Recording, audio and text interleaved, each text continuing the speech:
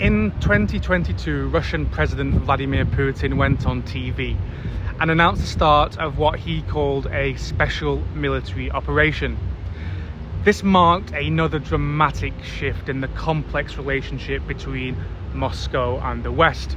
Over the past 2 years, Russian politicians, diplomats and public figures have criticised what they have called the degenerate West.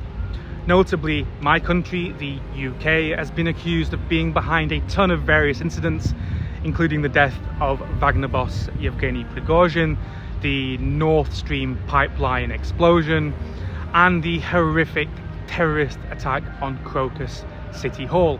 Some talking heads have even gone so far as to threaten London with nuclear attacks. So naturally, the questions I regularly get asked by friends and family and YouTube viewers alike: do Russian people treat you badly as a Brit? Do you face abuse or hostility because you're from England? And with Putin frequently speaking negatively about the West, are Westerners experiencing some sort of backlash in Russia? And these questions, of course, while understandable, miss the mark. What they don't realise is many normal Russians actually have a great deal of admiration for the West. One of my biggest frustrations with Western commentators is their portrayal of Russians as being uniformly manipulated by the state media, propaganda, as if they have no capacity for independent thought. Almost as if Russian people are zombies. And look, this couldn't be further from the truth. Russian people, just like Brits, Americans, Australians and others, have the ability to think critically. Just like you, they can watch TV, listen to their leaders, read the news and form their own opinions. And when it comes to their relationship with the West, it's exactly the same. The reality is that many Russians genuinely appreciate what the West has to offer. Let's start with Western media. Russians love Western media. TV, movies, music. They also love Western celebrities. Just last month, there were huge crowds outside the Four Seasons Hotel in central Moscow because people thought Kanye West was inside and would come out to greet the fans. There was even a scam someone ran online selling Kanye West concert tickets for a crazy amount of money. Lots of people bought them, but there was no concert.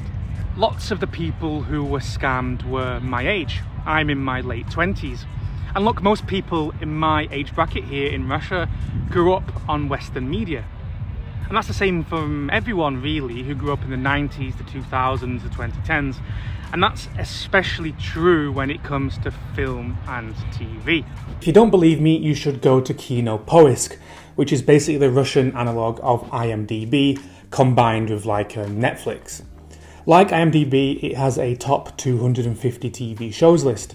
And what do you think the top series are according to Russian people?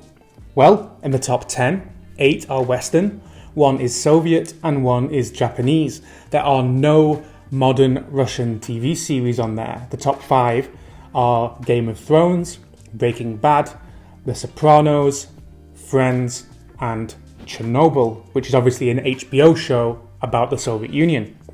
The first actual Russian language show is called The 17 Moments of Spring, which is a Soviet espionage thriller from the 1970s. It's pretty good. I've seen it actually, and it's all the way down at number 11 on the list. On to movies, and the situation is even worse. The first Russian language movie is all the way down in 26th place. It's a Soviet comedy called Ivan Vasilievich Changes His Profession. Of course, I've seen that movie many times. It's a classic, it's always on TV. But the top movies on the list are French, American, along with a couple of Japanese movies. In fact, in the top 50 movies, there are only 2 from post-Soviet Russia, which are Brat, or Brother, 1 and 2. But these are all from before 2022, right? Things have changed. Russian attitudes towards the West have changed. But have opinions really changed? Well, remember Barbenheimer last year, when the whole world went crazy with Barbie mania? Russia was no different.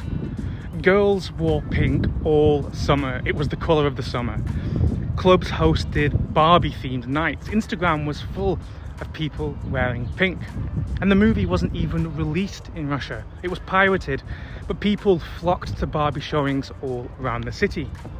And I previously mentioned Kanye West, so what about music? Well, I would say music is a little bit different. When it comes to Russian movies and TV shows, there are some popular ones, but Western culture is much more popular. When it comes to music, I would say in reality they're about equal. Russians love domestic and Western music. In fact, if you go into a restaurant, a bar, a club or a coffee shop, you're just as likely to hear music in English as you are in Russian. You're just as likely to hear Dua Lipa as you are Insta Samka. At Christmas, it's actually even worse. You can't go 5 minutes without hearing Last Christmas by Wham or All I Want for Christmas Is You by Mariah Carey.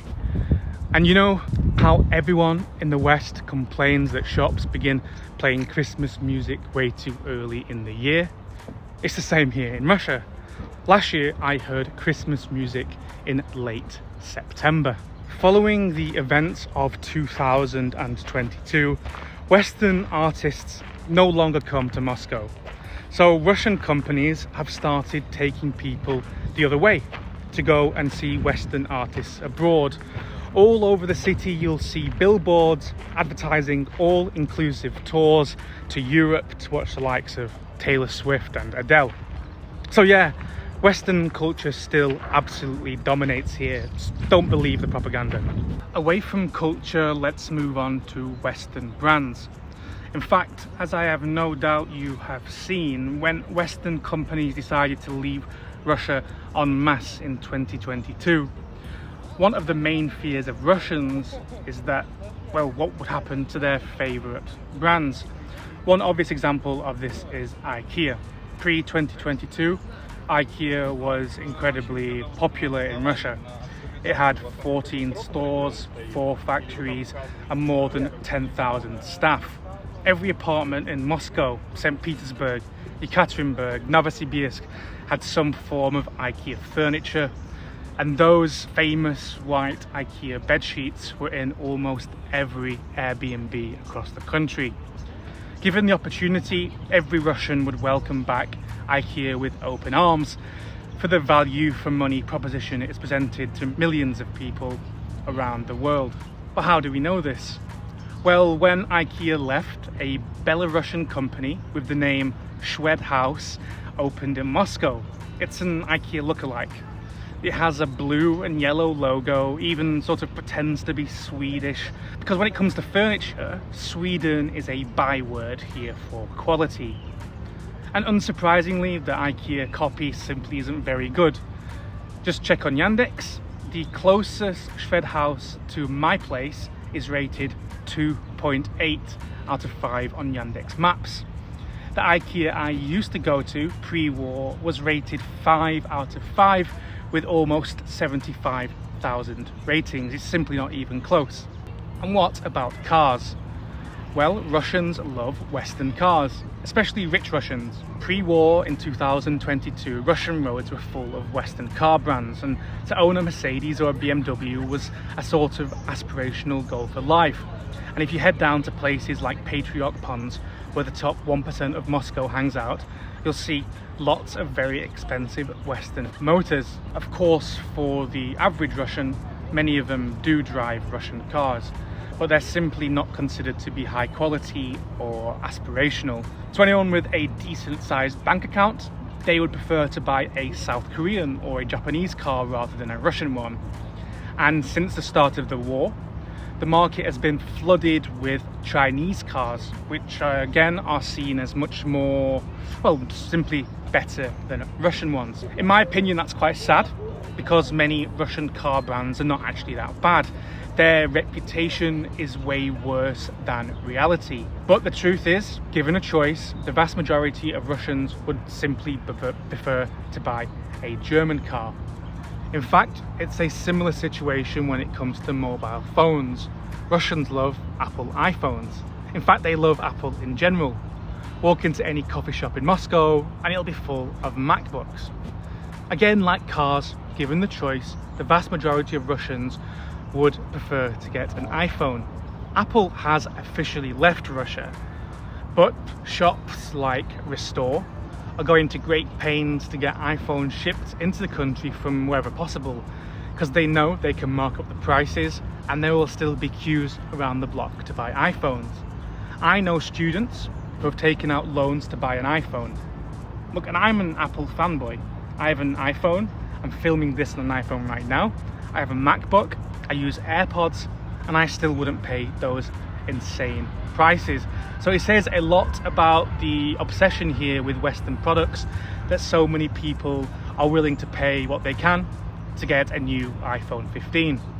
And yes, I know iPhones are assembled in China, but Apple is a Western brand. Nowadays, given the prices of iPhones, the crazy prices of iPhones, and the proliferation of other very good and affordable brands, Chinese mobile brands like Xiaomi, Honor, Huawei and Redmi have actually taken a lot of the market share abandoned by Apple. Another bit of the proof that Russian brands love the West is that so many of the new Russian brands that have appeared in the last 2 years are carbon copies of the companies that left. Look, in a capitalist system like we have here in Russia, decisions made by private businesses are based on what will make them the most money. And Russian businesses know that copying successful Western brands is a very easy way to make good money. You don't need to be a genius to work out what the brand of Stars coffee used to be. We can also look at imported food and drink. Just look at Coca-Cola. Coke here is much more expensive than it used to be, because officially Coca-Cola left the country and it needs to be imported from abroad. And sure, there are quite tasty Russian alternatives. I personally like one Coca-Cola knockoff that isn't the real stuff, but is close to the real thing. But the fact that businesses here, they build international logistics routes just to get Coke into the country shows that people here are willing to pay over the odds for it, and people really like Coke. And it's not just the super well-known brand names. Walking around a Russian supermarket, you'll very often see some sign on a piece of packaging, some writing that says made in the EU or made in Germany, because these phrases are a symbol for high quality for many Russian people. But look, I understand it's very lazy and easy to say that Russians listen to English music. They watch the Barbie movie, they drive Mercedes-Benz cars, they go on holiday to Italy, so they must love the West. So let me insert a bit of balance here. Russians are still proud to be Russian. They like a lot of what the West has to offer, but it doesn't mean they want to be Western. They want to be Russian. And of course, there's a lot about the West that many Russians don't like. If you talk to Russians, they have a laundry list of complaints. And I'll name just a couple here. And if you find this thing interesting, write in the comments and maybe I'll do an entire video on things Russians say about the West. For example, many Russians are uncomfortable with the strong focus on representation in Western culture. I've heard complaints that movies or TV shows sometimes include a black character or a gay couple in ways that feel unnecessary, don't contribute to the plot, or deviate from the original source material. Personally, I see the importance in representation. In many Western countries, there's a growing emphasis on reflecting social diversity and giving visibility to historically marginalized groups, including people of different racial and ethnic backgrounds and LGBTQ+ individuals. The goal is often to create more inclusive stories that resonate with a broader audience and provide a positive role model for everyone. However, it's worth noting that in the West, many people share these Russian sentiments, feeling that inclusion of diverse characters can sometimes feel forced or artificial. Another thing that comes to mind is Western cancel culture. In fact, Putin himself has talked about it. For example, J.K. Rowling. As you know, she's faced significant backlash in many countries over her comments on transgender issues. In Russia, where Harry Potter is huge, the focus tends to be on her status as a celebrated author. I've been asked multiple times by Russians what I think of her, which is normally accompanied with comments about freedom of speech and artistic impression. The case of Johnny Depp also comes to mind. He's very popular here in Russia, so during the Depp versus Heard trial, many people, including women, supported him. So that's pretty much it.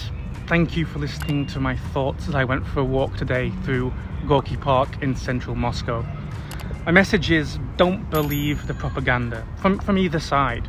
When Russian politicians say that the West is degenerate and hated, real people don't believe that. And it's the same from the other side. When Western commentators say that Russians hate us and hate our way of life and they hate our culture, that's also complete nonsense.